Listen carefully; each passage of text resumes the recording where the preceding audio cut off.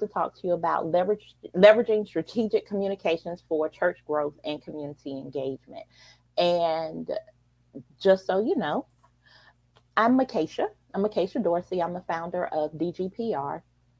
It's a public relations firm, but we do more than that. We curate credibility in the marketplace for our clients. They span from the entertainment industry to churches to authors and media personalities. But enough about me. Let's get right into this. I want you guys to walk away from this session understanding that we have a little bit more control than we think we have when it comes down to ensuring that we are attracting and retaining members.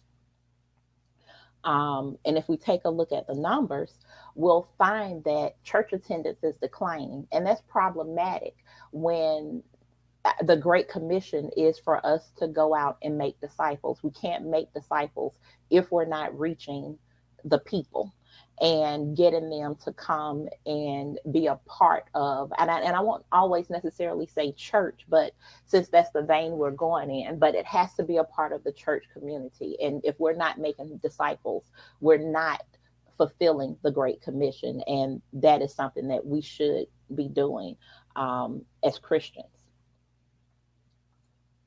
And in addition to people not attending churches, and when I say attending churches, that spans every religion from mosque to Baptist churches to Pentecostal churches to Kojic churches.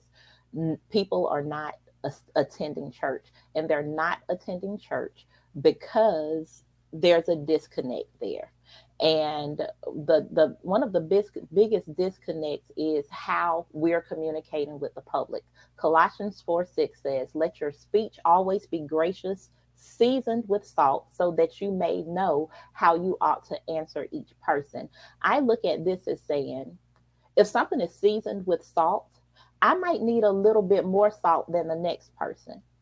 And when we're dealing with people, we have to have a certain level of apologetics, because if you look at the Gospels, every one of those disciples, they had a different approach to how they're reaching the people. So when we're building our churches and building our congregations and even building our small groups, because with COVID-19 hitting the way that it has, I really believe that more churches are going to adapt small groups, because I'm a member of a mega church. There is no way possible my pastor can touch all 5,000 of our members. It's no way possible. So what we'll have to do moving forward, and we've started doing it already, is addressing smaller groups of people with veteran ministers.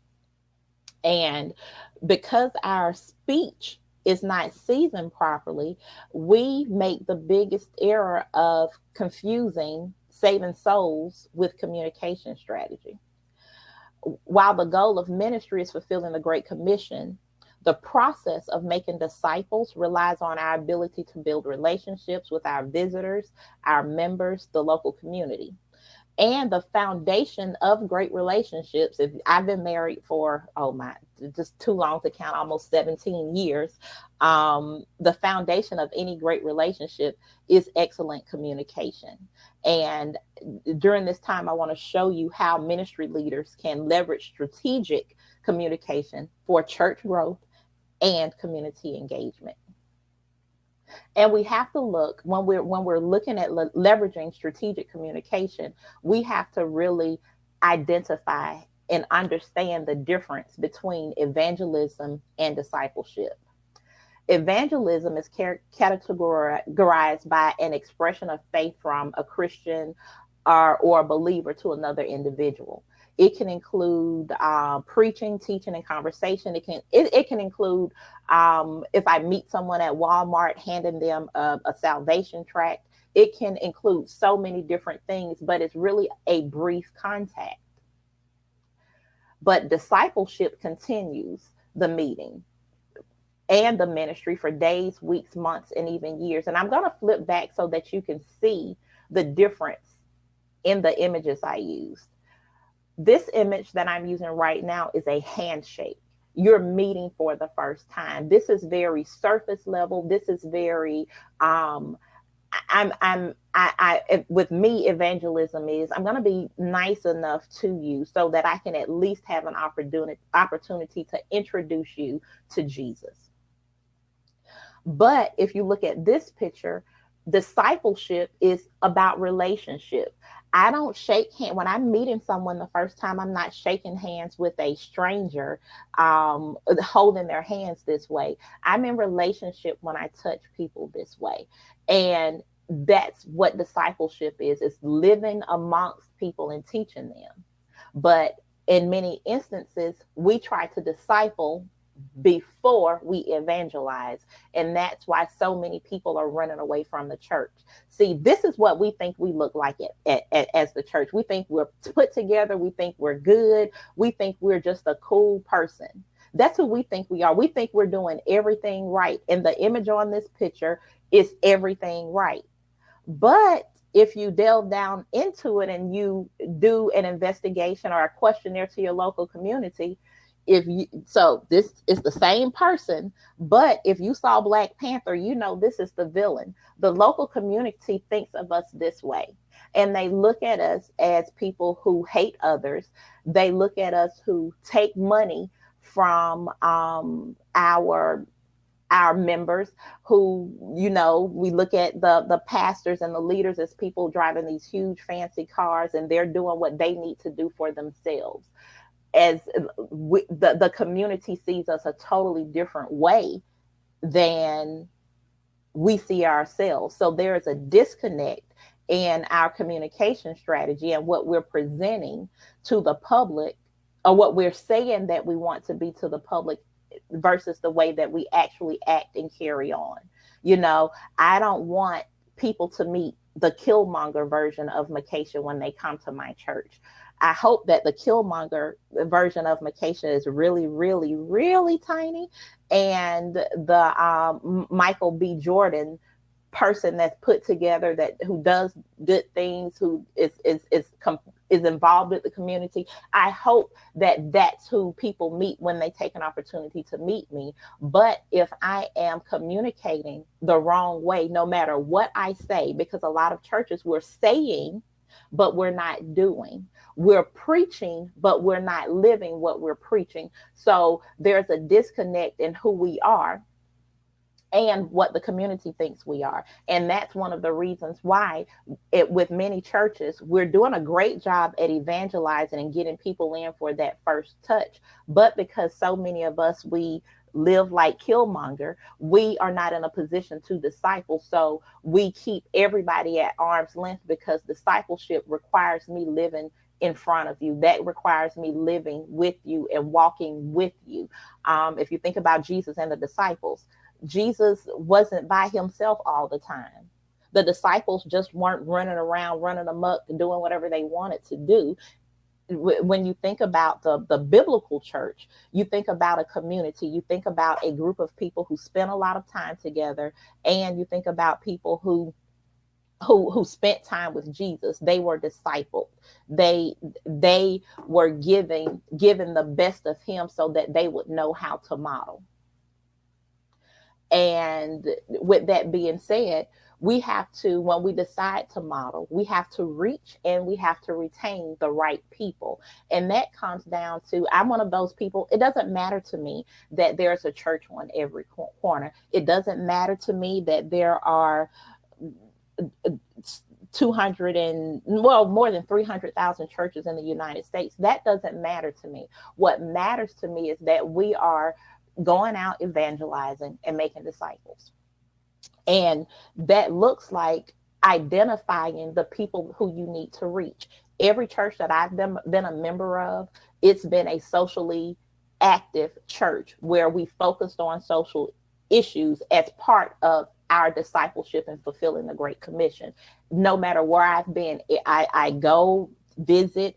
It's just certain, I need that as an individual, because that's part of my calling. And those churches are the types of churches that draw me in and end up with me as a member, me serving, and my tithe and offering, because they understand fully who they are and what their goals are in the community. So we have to do a great job at being able to communicate who we are to the people that we're trying to reach. We can't say that we're XYZ ministry, um, and then our church's mission statement fails to reach the Great Commission and fails to even to fall on the right ears in the community. What you have to think about, what emotions does the name of your church and your church's leadership evoke? You can get that desired response when leaders are intentional internally and externally. And when you go externally, you start reaching the right people. You start getting the right people to participate. You get the right people to join. And, there's a question that's often asked. If a tree falls in the forest and no one is around to hear it, does it make a sound? The same question can be asked about the messaging of churches. With roughly 42% of millennials and a decline in Generation X from 62% to 54% in attendance, we must choose the right platforms to engage new and retain old members. So if you think about it, a lot of what we're preaching, we say we're preaching to the choir. That's exactly what we're doing, because although we may be reaching, we're not retaining. So when it's time for us to sit down and do true discipleship, we're discipling the same people that's been in our church for the past 10 or 15 years. And they're not discipling anyone else, because we're not attracting new members, because we're not engaged enough and on the right platforms. And when I talk about the right platforms, it's easy to automatically think Facebook, Twitter, YouTube, all of those things. But the right platform may even be small groups for your church, because let's not always confuse platform with technology. The right platform for someone who is over 70 may actually be the telephone, especially right now, because everybody's social distancing. So we can't forget about the elderly and the young people, because I know a lot of children, they don't have access to the internet. They don't have access to tablets and those types of things. So you may have to call their mother and reach out that way so that you can get in touch with the children. But you have to look at the right platforms, and we can't always look at the right platform as Facebook, Twitter, and all of those things. They're needed. I am a tech junkie. I believe in technology, but we're also missing people who may not be tech savvy. Or if we don't have the technology, we're missing the people who are tech savvy. So we have to make sure that we're choosing the platforms based on our target audience and for our current church members. Yeah, you're on social media, your doors are opening, you're calling folks, but are you relevant? And one of the things that the church, we have to do better at is being relevant in any season. Recent events and the advent of social media, it not only exposed how governments are underprepared during times of crisis, but it also revealed that churches are just as far behind on new technology, research, and effective communication tactics. While it's impossible to consider every potential crisis, a thoughtful communications plan and key communications with calculated timing can soothe the worries of congregants and position the church as a resource during trying times. If you look at what we always say, I'm a church girl, grew up in the church. I have the Christian banter dialect down point. If somebody asks me if I'm worried about something, God's my source. If God is our source, the church should be a resource for the community. And in order for the community to grow, to be engaged with the church, We have to be a resource during a time like this. As far as COVID-19, there should be grief share, because so many people are dying right now. But there are also other things the church could be doing right now to reach not just their members, but to help and be a resource for the local community. How many of our churches are actually sending out emails to their members, advising them, or, and I want to say advising, relaying information from the CDC? How many churches are gathering information about local food banks, and even being a food bank, and giving away things for the local community during this time? We have to start looking at ourselves as the resource, because if we are here as serving God, we have to be a resource, and we have to really identify the things that the communities we serve need. And speaking of it, who do you serve? I'm going to pop off for a second because I want to see the comments. Who do you serve? Let me know in the comments. Who do you serve?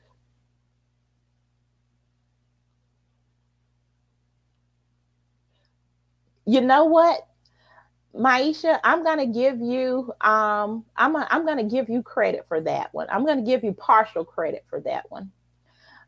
The thing of it is that while we do serve God, um, we also have another responsibility, and our responsibility is the people. Right now, there are more than 300,000 churches in the United States. This means that 228 million American Christians have options, and our churches will have to be a better opportunity to reach and retain members if we consider audience selection and analysis. When you think about the Gospels, there are distinct apologetics. Every ministry is not for every person, but the gospel is. So we have to do a better job at identifying who do we want at our church, who do we want to serve. Not so much who do we want, but who do we want to serve. Do we want to serve um, um, people who are just getting out of prison? Do we want to serve young professionals? Do we want to serve college students? We have to decide who we want to serve. And it's not a discriminatory practice. It's a practice where we can reach the people that God called us. Because if you think about it, all of us, we have different goals and things that we have to do in life. Although I serve under a ministry that is very socially active and engaged, I have a heart for women. So when women come to our church, I make it a point to develop relationships with them so that I can help them, because I'm a firm believer in Proverbs 31 and Titus 2. The older women are supposed to help teach the young. That's a form of discipleship. And I also understand my role as a woman in God, but that's a whole nother conversation, because I can go on forever about Proverbs 31. Now, how we serve and how we do whatever we do under our churches, we have to also look at how our churches are making a difference. We have to make a difference in the aspect of given to our communities what Jesus gave to us. And Jesus gave us hope. From the outset, we should know how to communicate our desired impact on the local community, because in too many instances as the church, we're focused on getting members instead of giving hope, giving resources, giving opportunities. So when you deploy, and I went through these things and didn't necessarily call them that, but when you deploy the 5 tenets of strategic communication, intentional messaging design, the correct platforms, calculated timing, audience selection and analysis, and desired impact, it raises awareness and build membership loyalty. You have to identify the right ways to develop the strategies that support your organization's mission. And one of the things I want to do is ask you this: as ministers and people who serve in your local churches, do you do you know what your church's mission is? Off the top of your do we want do you know what your church's mission is? Where you serve?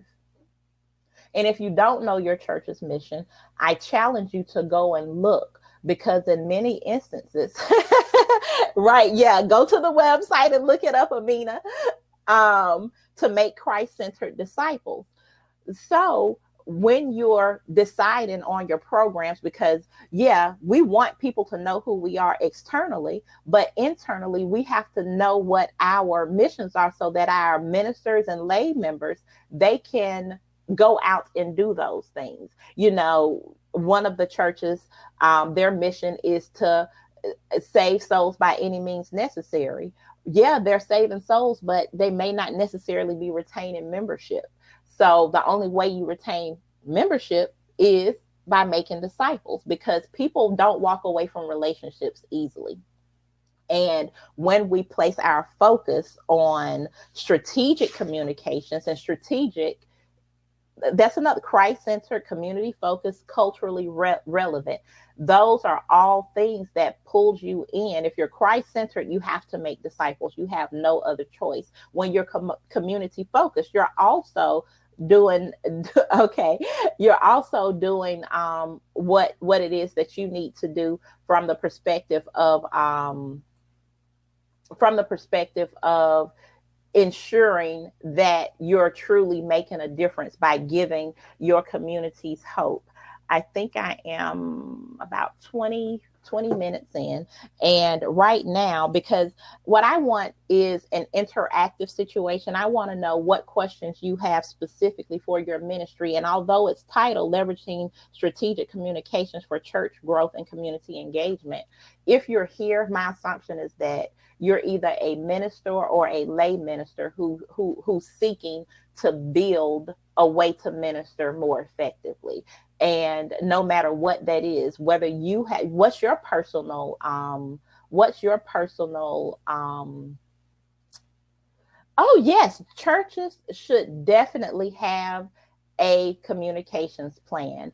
And let's not confuse our communications plan with a press release, because in many instances we confuse communications plans with having a bunch of press releases. Your communications plan covers everything from your mission statement to what the goals are of each of your auxiliaries, the cornerstones of the different ministries within the main church.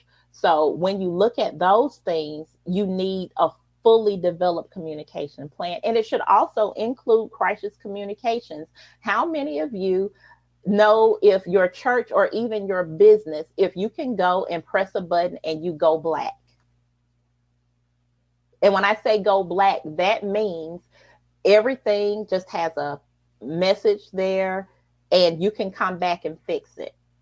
Every church and every business, how do you motivate people who don't want to evangelize? They the way that you motivate people who don't want to evangelize, you have to ask why. Personally, I went through a period when I didn't want to evangelize. Me not wanting to evangelize had more to do with me not completely understanding my church's mission, and it had to do with me not enjoying the way that I had been evangelized too. So we have to put together processes. And I went through this a few months right before COVID-19. One of the other issues is that, do we have organized evangelism teams? One of the things that my church does is that we have every third Sunday, we go minister at one of the long-term hotel facilities, one of the extended stay hotels. We do that because, again, we are a social driven church and we do missions outside of the country, but we also know the importance of doing missions here in the McDonough, Jonesboro, Hampton area of Georgia. So when you want to motivate them, you make it easier for them to evangelize. Evangelism could be a spring fair at a spring festival at the church. That way, you're drawing in people from the local community, but you also have a way to get your members to talk and meet other people and introduce other people. Um, okay, introduce other people to the community. And again, Angela, you have to be creative. Motivating people comes down to making sure that they're equipped. Do the people who you're trying to motivate, do they know the scripture? Are they comfortable with how to evangelize? Because what I found in churches is that we don't always train. We end up, oh, you're saved now, you've been through new members training, but now we need you to go out to evangelize. Tips for virtual evangelism and growth. One of the best ways that I believe is a way to evangelize virtually: blog posts. People like to read. I know we are in a visual age where we watch a lot of YouTube videos and TikTok. TikTok is an amazing way to evangelize. I've been watching videos. I'll be on TikTok starting next week. But virtual evangelism, blogging, vlogging, Facebook, and how many people at your church are you even just emailing and reaching out to? We can use email newsletters. Or one thing that we just did at our church, we've been closed since the middle of March. Over the past month, our pastor is doing one-on-ones. You can go to a form on our church website and schedule a Zoom call one-on-one with the pastor. He can't make home visits right now. He can't go to a lot of different places. So you use Zoom just for one-on-one meetings with families. And that's a way for people to know how to get out to your church. And virtual evangelism, think of it this way, because while we can do virtual and share good information, think about from a secular perspective. If I'm looking at things from a secular perspective and I'm online, use things that people need. I'm a Christian, but I'm also gluten intolerant. Why not have the church put some gluten-free recipes up? Put some recipes up for people who are struggling with diabetes. Put healthy eating and healthy lifestyle tips on your website. That way you can get information to the masses without it being preachy, but you've introduced them to your church as a resource of God's source. The art of strategic communication. The way that it does is this: when you're looking at strategic communication in a global pandemic, one of the things that we should have had in place is crisis management, so that we'll know how to deploy our troops. If you, like me, I attend a church, and there were areas where we failed in our crisis communications plan. I'm not my church's PR team though, but there were areas that we didn't have. We didn't have a plan for those 5,000 members where we couldn't. So we had to scramble and assign 30 members, 50 ministers. Well, 30 ministers, 50 members each, so that we could reach out and touch people and make sure people had what they need. Our church is in a unique situation because our giving hasn't gone down very much. So we've been able to do most of the things, including building a new gym. We've been closed for 3 months, but the bank told us keep building the gym because your people are giving.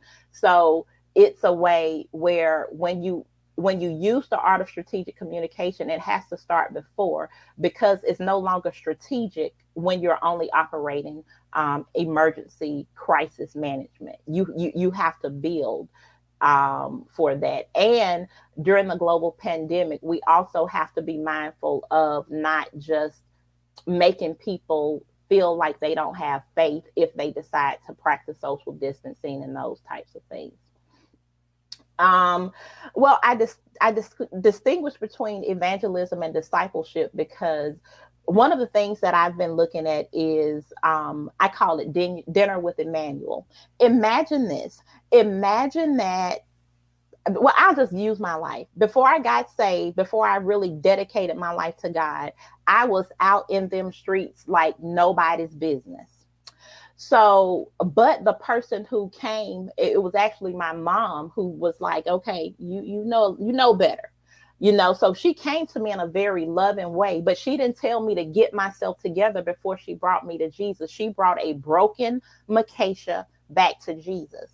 But after I rededicated my life to God, that's when the discipleship began. What we're doing now, we're trying to disciple people who don't even know who Jesus is. We're trying to think about it. Jesus is the only way you can get yourself together. But we're having people to get rid of all of their sins before they come to church. And Jesus is like, okay, you came to dinner with your dirty, filthy rags on. Why can't the person you're witnessing to do the same? And we have to look at the way that we evangelize and disciple, because discipleship can be hard if you're not willing to listen and live among the people. Because I can't tell people, I can't tell the young women I disciple to be, respectful to their husbands and to work with their husbands when I'm cussing him out if he comes in the door. That's not discipleship. I'm telling them to do one thing, but I'm doing another. But you're teaching okay, if you're not a minister, but you're teaching a teaching minded parishioner who is helping how do you help while remaining respectful? Maisha, when you figure that out, let me know, because the challenge is a lot of the times it's hard for leaders to listen to people who serve under them. It's evident in a lot of different areas. So I think you have to stay prayerful. But one of the things is, if I bring a complaint or if I see an error, I always provide a solution. Call out what the error is, call out what could be done better, but give them a better way to do it. You know what, Dr. Catherine, you may not be able to get your church to blog, but do you have a website? Can you do a microblog on Facebook or Instagram? Because you can still evangelize within the confines of how you do things within your church, and you can still be mindful and respectful of your leadership. Oh, yes, Corey. Yes, evangelism has a negative connotation. Being tied to American white evangelicalism, that's true. But it also has a lot to do with, I came up Pentecostal in Kojic. So we evangelized another way. We would go, I remember some of the older mothers in the church going into these housing complexes and telling these women who weren't even saved that they needed to take off their mini dresses. Why are they taking off their mini dresses, putting on a long skirt, and Jesus had made a change in them? We have to look at how we're doing things. Right. You're vegan and gluten free and eating in the black church. Thank you. That could be a whole blog series. You could actually start a whole blog, but sprinkle some Jesus in it. Sprinkle some of that Jesus salt on it, and then you have a way to do it.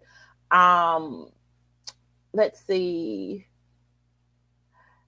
Yeah, it's good. It's a lot of younger people on TikTok, but it's some younger people. Yeah, I grew up straight Kojic. I came up, couldn't wear pants, makeup, any of those things. I'm thankful for the foundation and the word that I got, because I learned how to read my Bible coming up.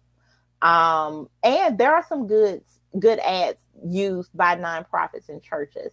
And I think I might be going over my time. Are there any other questions that you have? And I'm going to go back to my screen now so that you can see my contact information here. I want you to have an opportunity to, if you want to reach out to me, I'm almost always online in some capacity. We check the email several times a day. Oh, we have 10 minutes left. So what other questions do you have? I can't. Counting is not my thing, Amina. I kind of, I get joked about it in my family all the time. I can't count, but I can pray pretty good. And I'm a great writer. So God didn't give me everything. How should the art of strategic communication adapt to the global pandemic for a church?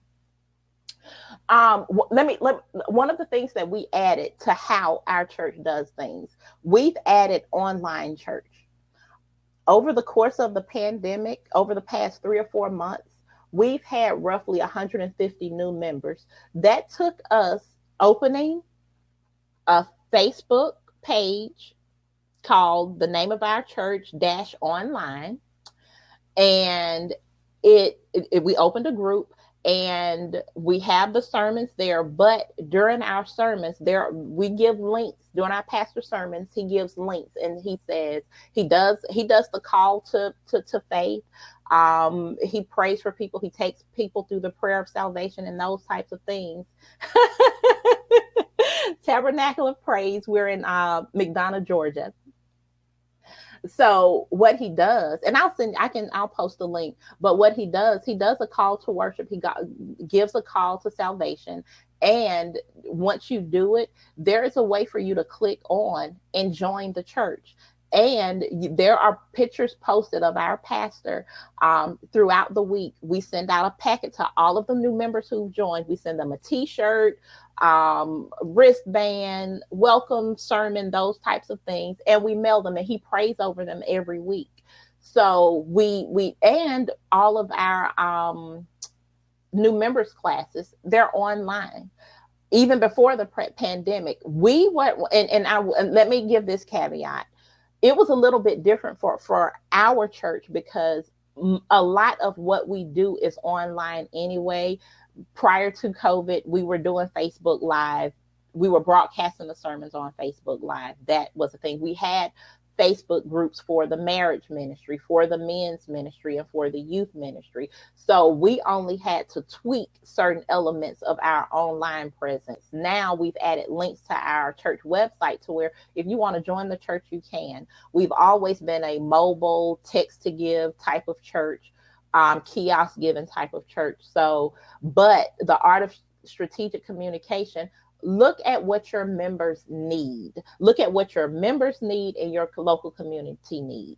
That is the tenet of strategic communication. Strategic is not simply throwing spaghetti at a wall and hoping it sticks. Strategic is, first of all, who are my members and what are their needs?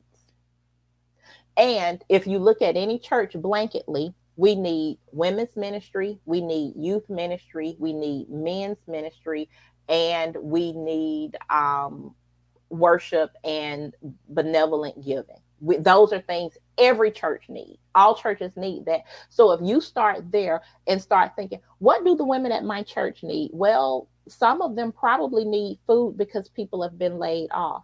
What do some of the husbands need? They might need a job right now. Is there a way that we can put on a virtual job tour that gives people an opportunity to apply for jobs where they can work from home? Right now, a lot of kids, think about it. I know here in Metro Atlanta, I can only speak for this area. For a family whose kid attends a Title I school, the family can get cable for $9.99 a month, right? So as a church member and a minister, I can decide, you know what? I have an extra $250. I can take that money, call and say, hey, is there a single mom or a single dad or a family that needs internet access for the next? The church could pay for a few families, because if you think about what we were doing in person, our church, we do a gas giveaway where you can go and fill your car up with gas for $1 a gallon. We pay the rest of it.